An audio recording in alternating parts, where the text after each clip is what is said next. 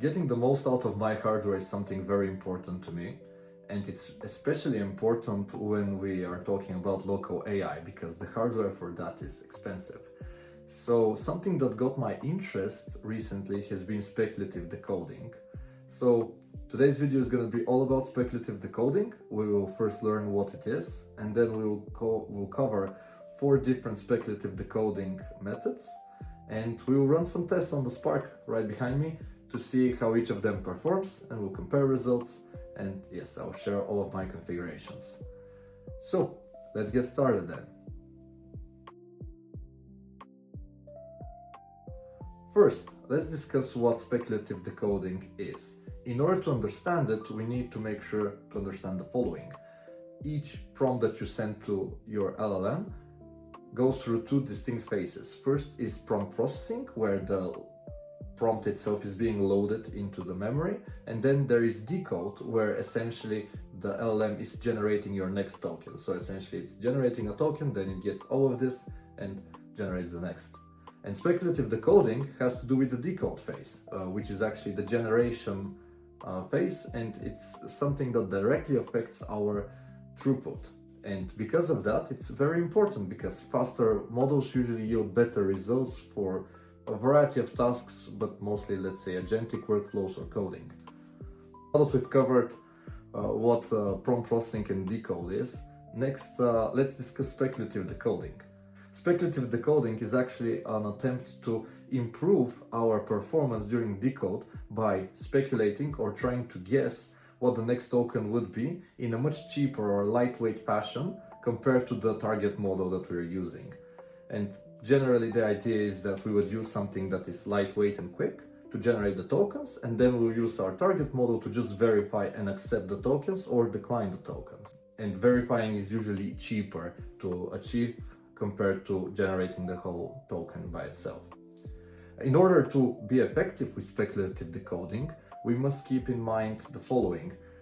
If we use a very high quality head that is very close to the actual model, probably our draft speed won't be too fast either way, so we might not see a big improvement. On the contrary, if we're using something that has very poor quality and is very fast, our acceptance rate would be very low. Therefore, again, our throughput would probably suffer. So what we're looking for is that sweet spot between performance and acceptance of the draft model in order to achieve the best result. Okay, so let's begin with a quick baseline test. You can see here the model that I'm running. It's a hybrid checkpoint, and this is based on a GitHub recipe that I found. I'll leave the link in the description. But yes, this Quen here is with no speculative decoding currently running, and I'm using the Open Web UI just to send the prompt to it as a test. And here we can see that quite quickly it started responding, and we can see some basic stats from the vLLM output logs. We can see that the initial one is going to be lower, but then we will notice that we are getting around 37 tokens per second in generation. And as we can see, this is quite stable. Based on the output outside, we can see that, yeah, we're pretty much in that 36 to 37 tokens second window. And with that quick theoretical intro out of the way, let's jump into our first speculative decoding method, which is called n-gram. Now, n-gram is like a very simple speculative decoding method, and for that reason I'm not going to spend too much time on it. It's more to highlight the concept. Actually, n-gram doesn't use any intelligence at all. It's an algorithmic approach to it. Essentially, it looks through the context for similar groupings of tokens, n-grams, and tries to predict based on that, based on frequency of tokens next to each other. So yeah, let's load up a test and see how it goes. Okay, now let's try n-gram speculative decoding. Here you can see that I'm using the exact same model as in the previous test, and this is the speculative config that we need to add. The method is n-gram, and we've specified some values for the speculative tokens, etc.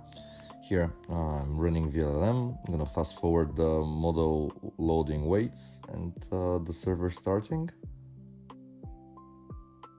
Okay, and now that we have the server started, let's run the exact same prompt as we did previously. Just need to select the model in the web UI.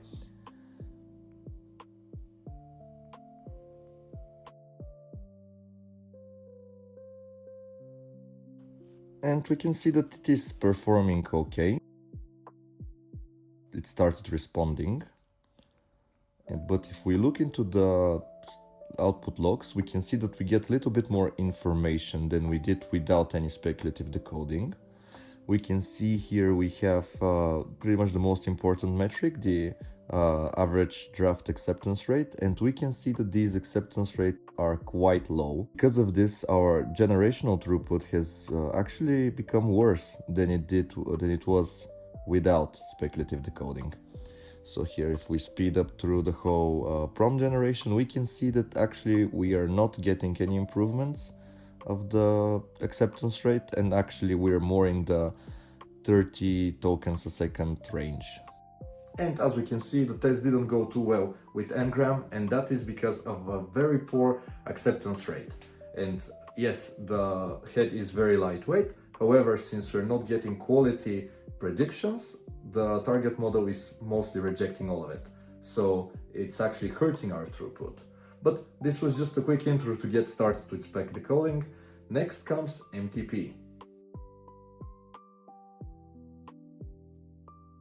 So what is MTP? MTP stands for multi-token prediction, and the idea here is that this is a lightweight head which has been trained alongside the model, and most models that support MTP are actually shipped with it.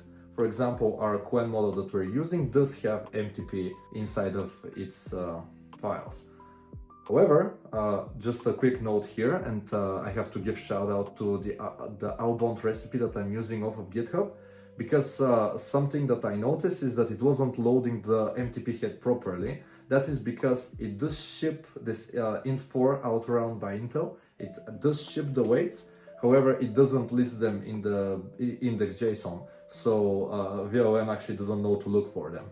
For that reason, we need to apply a patch. And if you need more details on that, just follow the recipe. It's very well explained in the README. Because they share a lot of weights and a lot of information, its acceptance rate should be much better than Ngrams. So let's run a test and see how it goes. Okay, and now for the MTP variant, we can see here my run command. I am again running the same Qwen model. And here in the speculative config, we can see that we have MTP. And for the first test, we'll start with one speculative token. And yes, here we can see that it is launched. Something to keep in mind or highlight more is that we can see that we're loading two models here. The second one is the drafter MTP head. And we can see that vLLM has detected an MTP model. These are some logs that you can check to verify that your setup is okay. And again, we're going to be testing it with the same prompt that we have. So here we're gonna start it.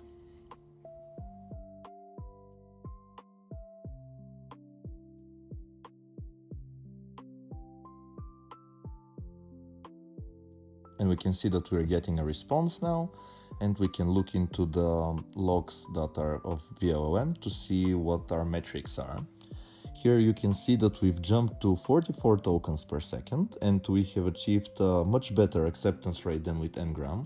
We see we're in the high 80s or mid to high 80s, and we're getting 44 tokens.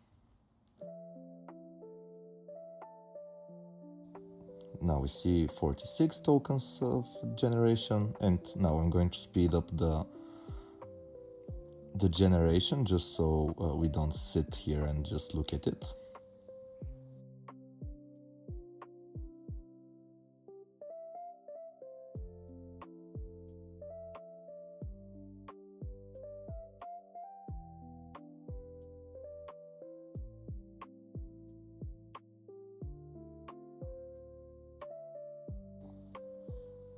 And we see that we got pretty much very good 45 tokens.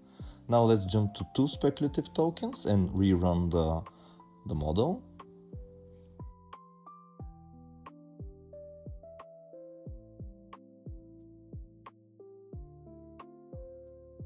Again, speeding up during the load, we can see again that it's loading 2 times saved answers, one for the main model and one for the drafter MTP head. And now we're gonna open a new chat and try again the prompt.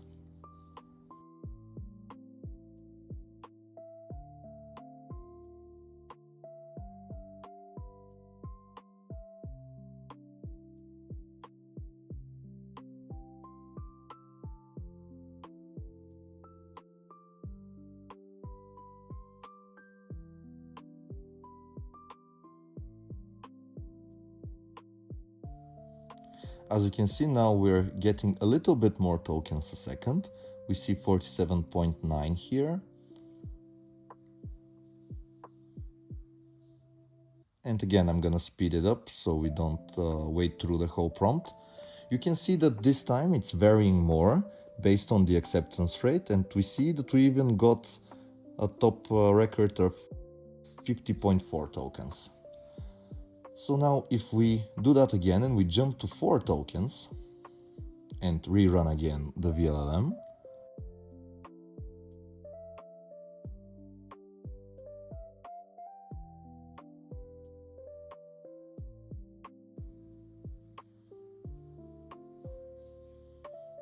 and rerun now the prompt,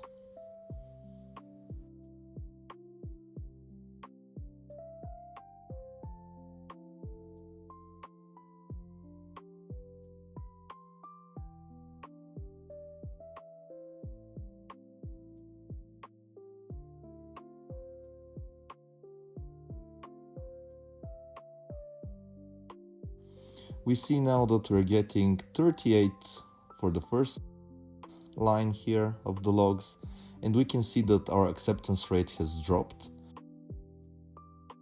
Because of this, we can see that we are a little bit off balance now, just because you cannot keep increasing the number of speculative tokens that much, because we're actually dropping even below our baseline. That is because since the acceptance rate is so low, the overhead of predicting the next token and speculating on them isn't being compensated in accepted tokens, and this is really the balance that comes with speculative decoding. After the test is run, we have our results. We actually achieved the best performance with a number of tokens of 2. And we see some degradation after we increase further than 2, for example with 4. The reason for this is that generally acceptance rate drops with the more tokens we generate, just because the head diverges from the target model in terms of its predictions, and then the overhead of running the head, then verifying, then discarding tokens, then actually generating the tokens is higher than the benefit that we're getting from that fast drafting. And for that reason, MTP with 2 speculative tokens for this specific model, at least for me, has been working best. We've achieved around 50 tokens a second peak, and we can see that the performance is very stable. So that was MTP case. Now let's move on to our next speculative decoding method, which is Ego. So Ego, and specifically I'm using Ego 3 here. The idea is that we're using now a completely different model. It hasn't been trained alongside it, but it's been trained from it and has a lot of internal state shared between the 2 models. Now, here I didn't find a good Ego head for this specific quen that we are running, the 122 billion active 10 billion parameter model, so I actually switched it for another one, and we're going to do another baseline test before that. Okay, and now for the Ego test, as I said, there was a problem setting up Ego with the other model. So I'll be using a 30 billion, 3 billion active parameter quen. And here you can see my run configuration. Essentially, first we're gonna do a quick baseline. You're just gonna fast forward through the model loading. And again, we're gonna be using the same prompt as we've been using throughout the whole video.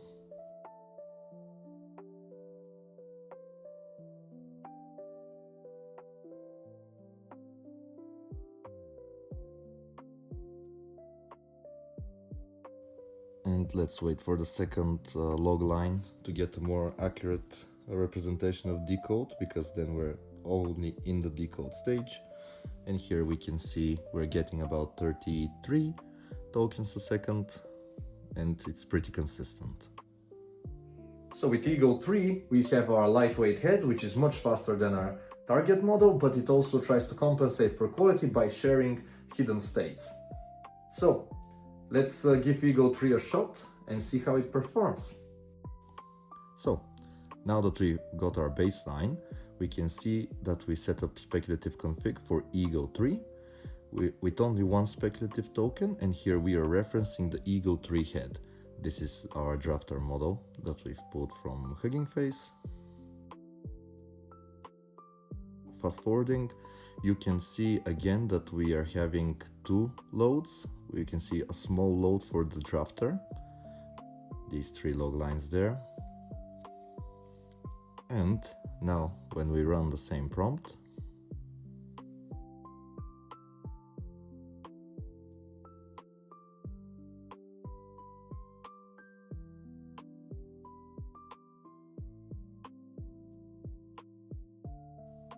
we can see that now we're getting about 38-39 tokens a second of generation throughput. We even hit 40, which is not bad improvement. We can see that it's pretty consistent. We got some drops when our acceptance rate drops. As you can see, it's very much correlated with the acceptance rate of our drafter. So that's why it's important to have a good drafter for the task. And one more test that I wanted to do now is I bumped the number of speculative tokens to 12. And again, here we are expecting a drop-off, as we had with the MTP case, because since our acceptance rate will probably be much lower, we will not be compensating the overhead of the drafter, no matter how lightweight it is.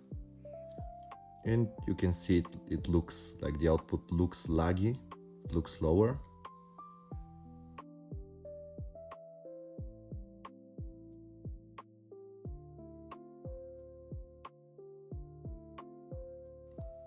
And you can see we've pretty much halved our performance now because of the very low acceptance rates that we're having.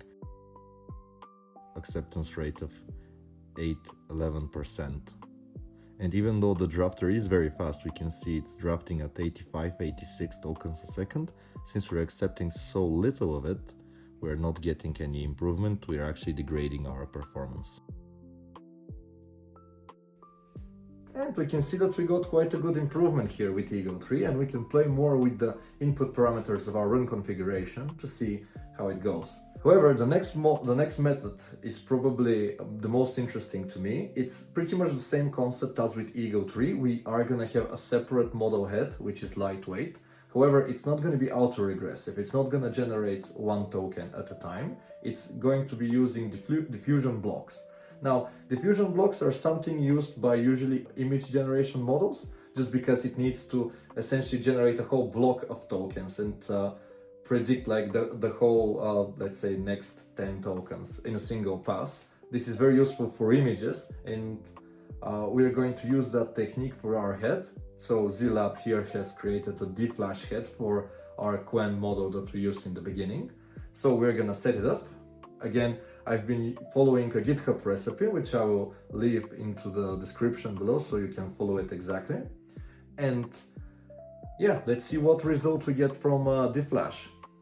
And now for our last test, the DFlash speculative decoding method. Here we can see that we've set it up already, and we're again using the 122 billion model, and we're using 16 number of speculative tokens. This is because, as we discussed, DFlash doesn't have that same penalty for it can just generate the tokens in a single pass, which is what we're hoping for. That even with a low acceptance rate, we're still gonna get a very nice performance improvement because it doesn't suffer from the limitation of the ego head that we looked at previously.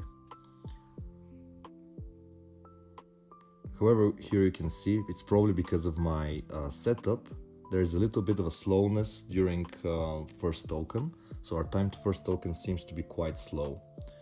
But again, I'm not sure that this is from the DFlash setup. It's more about my configuration.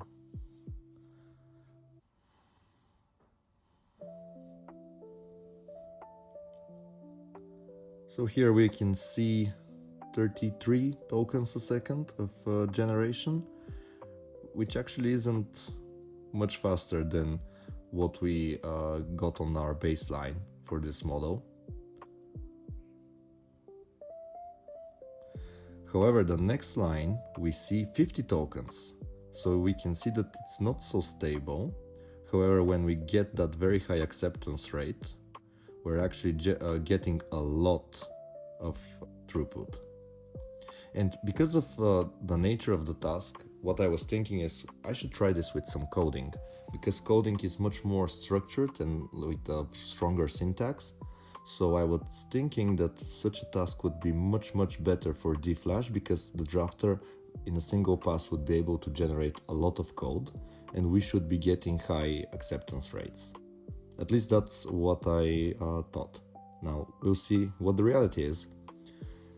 So here I'm just setting up some open code project. It really doesn't matter that much.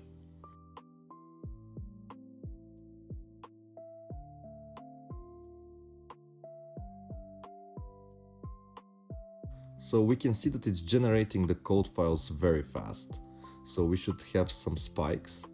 We are seeing 45 tokens a second, which is good for coding. Benchmarks, official benchmarks on this setup that I've seen showed peaks of 80 tokens a second. However, I would think that this is like very specific prompts and very specific tasks. Here you can see that sometimes it's higher, sometimes it's lower. It's also taking into account the fact that we have tool calls here and there because of the coding agent. But yes, let's see if we get a high peak.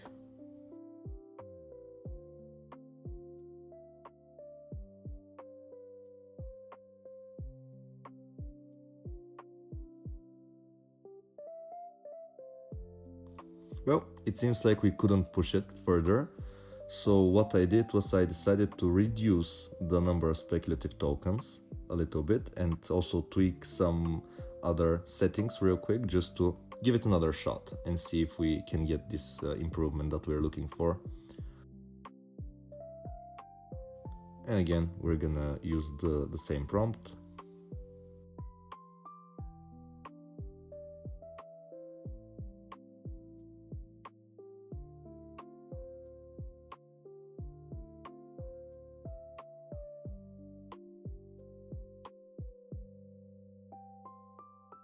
And again, it's not stable. We see that we got 52 tokens a peak, but most of the time we're getting around 30.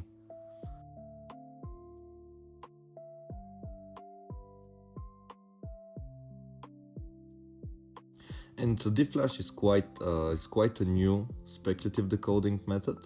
I had to pull some special recipes here. The links will be in the description. However, I'm guessing that this will get much better with time. Here we see 42 tokens, but yeah, it's not something stable, it's not something production, let's say. At least that's my opinion currently. Here we're gonna restart our coding agent to continue with the rest of the tasks that I had created like a plan. It's just to create Python files, pretty much. It's only a test project.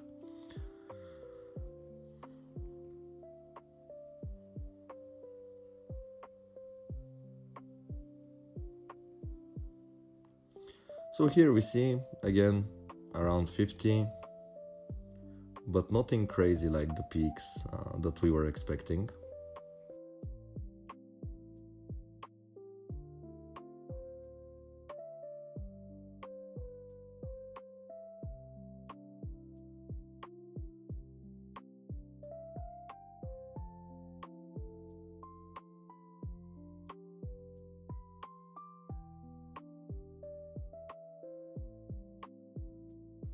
So again, I'm gonna speed up through the coding part so we can just take a look at the results. And yes, we are getting some nice high peaks. higher than MTP. However, also it seems like on average that our performance is a little bit worse. If we are looking for consistency, probably MTP is the better alternative currently. However, again, as I said, I think this is something that would change in the future, and also different models behave differently. This is obviously an N of 1 example. It's just the experiments that I personally have been running on my hardware.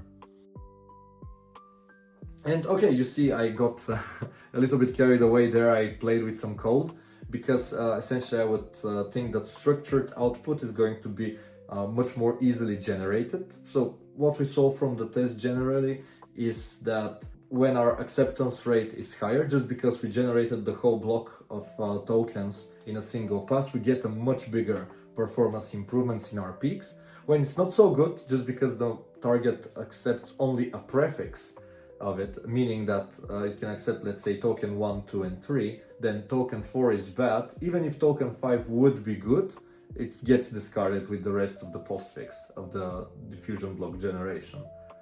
And for that reason, for example, code being very structured, once you get going, it's very easy to complete it. Even lower parameter models can generate code very quickly. For that reason, I thought that the coding case would give us better results. And I think it did. And DFlash is something, it's quite new actually. So I think there's much improvement to it to come. And I really like the idea. It's just building on to already existing concepts and merging concepts from the different fields of AI to get the best result. This was the test. These were the tests that we completed. Here is a quick summary of the results. And I hope that this video was interesting to you and it will get you to play around and configure some spec decoding for yourself. And yes, please share your configurations or any advice if you've been able to use spec decoding to greatly improve your generational throughput. I'd love to hear that. And yes, I hope this was useful. Thank you for watching.